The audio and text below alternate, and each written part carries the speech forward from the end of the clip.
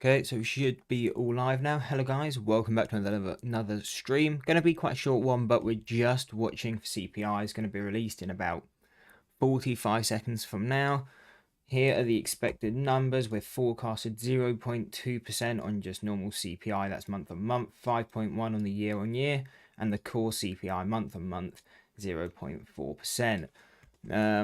So we're watching this again. Personally, not going to trade this. There's a big trade coming out today. We got the FOMC meeting minutes at 2 p.m. Market time today, and then we also got the crude oil inventories. So I'm not going to be trading this because I want to save my ammunition for those. And these I find you have to take on a lot more risk. Trade something like CPI because it's usually a directional trade. So you usually need a lot more kind of risk on the table, which I don't really feel like taking. Okay, so release is about to come out. So just hit half past. So here, this is what I mean by directional trades. And you see absolutely flies again. On the right, we have the yen. On the left, we have the NASDAQ. Just to kind of start seeing how it moves. We can also actually switch over to the ES, which I imagine more people are focused on. Just to kind of start seeing how it moves. Again, still pushing up at those highs. Would have been quite a nice directional trade. But again, you kind of need so much risk on the table. Because again, don't forget each tick's $12.5 or $12.50. So again, you just need a lot of risk on the table to be able to trade it. Sometimes the bit that's always a bit uncertain, as right now you kind of see, it does that directional push for about the first 15-20 seconds. And then from there, it's a bit more uncertain. Sometimes it continues this trend, will kind of just keep continuing to rip.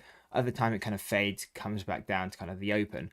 So that's why I don't really like trading it, because the only way you can really trade it, because it's happening pre-market, it's happening at 8:30 Eastern, there is no options, which is how I would normally trade it.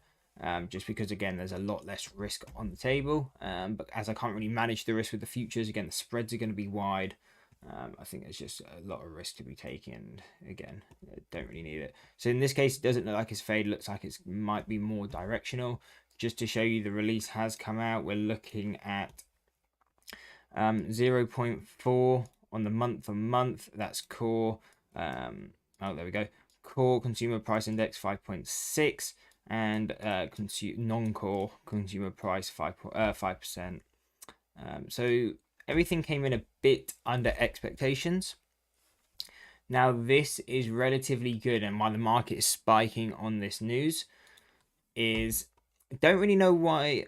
Okay, actually no, sorry, I was getting confused. So S&P, why is the US stock market going up? So again, these numbers came out under well, the only one that came out under was the consumer price. So if we can actually put this up on Forex Factory, it's probably a bit easy to see. There we go, yeah, because then it's coloured for us. So here we can see the core CPI came in as expected, so you can kind of ignore that. That doesn't matter. Kind of want you to be able to see that, so I'll move that over there. CPI year on year came out 0.1 less than expected, and then the CPI month on month also came in 0.1% less than expected. So again, this is whenever you see something like this, even if it's only off by 0.1%, it's always going to be a big and kind of impactful, especially in this market where inflation is really important, because this is going to tell us what is the Fed more likely to do. If this rate is coming less than expected, the Fed is less likely to hike. And so that's why, firstly, you see the stock index go up. So the S&P is obviously firing on this news, because if you're less likely to hike, obviously, then debt is cheaper to obtain, and companies obviously use debt as their main source of growth. So really good for the stock market. And then why is the yen also flying on this? So again, we're using the yen futures. This means you're basically short the dollar, you're long the yen. The yen is getting stronger because if interest rates are less likely to rise, that is bad for currency. So again, that means the dollar gets weaker on this news, the stock index gets stronger.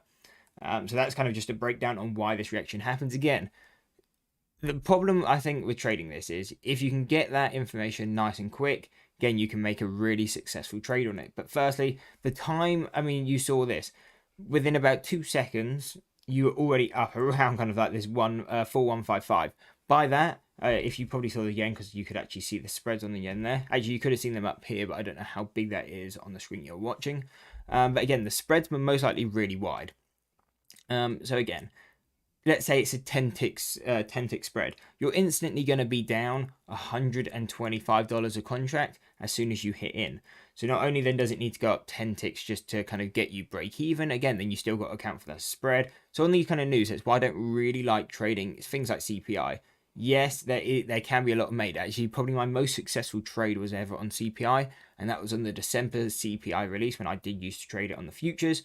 I think we did post a video on it. Definitely was posted on the Lumley Trading Instagram, but we made, I think it was $1,000, $1,060 in about 7 seconds on this release. So there is money to be made, but again, it's how much risk are you really leaving on the table to make that money? And it's one of those things, if you can get it through maybe a funding company, if you're doing futures funding, then that's a different thing. Maybe then you can kind of take that risk. You're more happy to take it. But on a personal account, to be honest, your emotions kind of just, it is too much on the emotions. Maybe if you can trade a bigger account and then you can trade maybe 1 or 2 contracts, it's not going to have a biggest effect. But if I see my account moving $1,000, $2,000 in 10 seconds, that is a large part of the account. To kind of just instantly lose or make. So to me, it just wasn't a comfortable feeling. Yes, you could trade over on the micros, but again, the spreads are wide. And to me, it's just, I'd prefer to watch this one. Usually there's big news on the same day as CPI, and so usually I just make the money on those. So like today, again, we are still continuing this trend. But like today, we got big news coming out. So we do have the bank calendar. Again, probably not something I'll touch. On this, it's quite an easy trade. So if it comes out as expected, again, it can just be a fade, which happens most of the time. The main trade just comes if it is different than expected. Again, then it's just trading direction. So you'll see on October 26th, the actual came out less than expected. So this will probably, if you're trading the stock indices, you're probably still going to see the stock indices rise off this. But the easier trader would probably be using the CAD. So again, you can be using that using futures, using /6C. And then again, on that, the Canadian dollar is going to get weak. So it's something, again, you'd probably be shorting. But again, there's just one of the trades you could be looking at. Again, probably not something I'm going to trade myself. I'll probably watch it, just not trade it.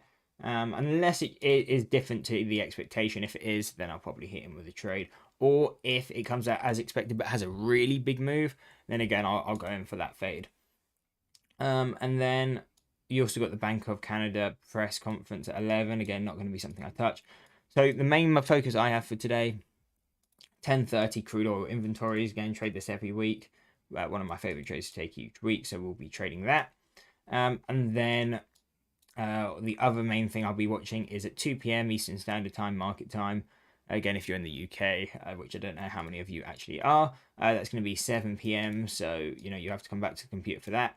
But FOMC meeting minutes, I have a really good trade plan for this, which I like trading, using options for that strategy. So those are really my main 2 focuses from a news perspective, the FOMC meeting minutes, crude oil.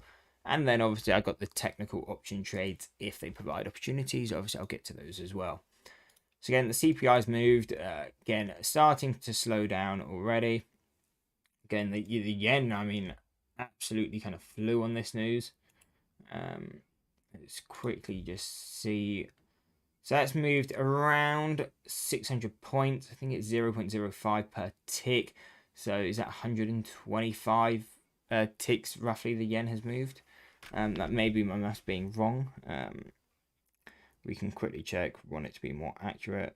Divided by 600 divided by 5. 120 ticks. Yeah, so basically, 120 tick move over on the yen. Over on the S&P, we can quickly get a... So 40 points. So, I mean, that's just going to be times by 4. So 160 ticks roughly over on the S&P. So big moves. We can actually check the Nasdaq will be usually a bit more elevated than the S&P. But yeah, big moves anyway on the CPI. Again, not something I was trading, just kind of watching. So, I mean, that's kind of it for the stream. We had the release, came out lower than expected again. Good for stocks, bad for the dollar. So I guess that is a quick summary on it. Probably won't stream this crude oil or the FOMC, but we will probably upload a video at the end of today just seeing kind of how we got on with those 2 trades, because today should be, if both trades go to plan, should be quite a big day overall. So anyway, I hope you enjoyed the stream. If you did, why not drop a like and subscribe,